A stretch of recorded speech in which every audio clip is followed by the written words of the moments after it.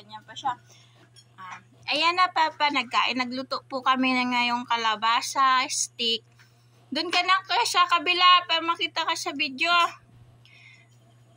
Mama, doon ka sa kabila, Mama. Dali. Kalabasa stick. Ayan. So, kain na ng kalabasa stick. Papagaling ni Enzo, Papa, magkain ng kalabasa stick. Sinalaksak sa bunganga. Lami, kaayo. Big boy na ang bibi namin. Mukha ng grade 1. Tangkad. Lami. Pagkatapos matulog, pagkagising, nagpapakyut pa. Sarap daw. Yummy. Kalabasa stick.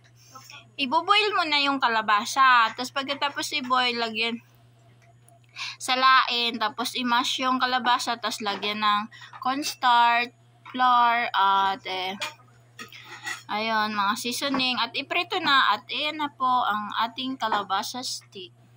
Lami.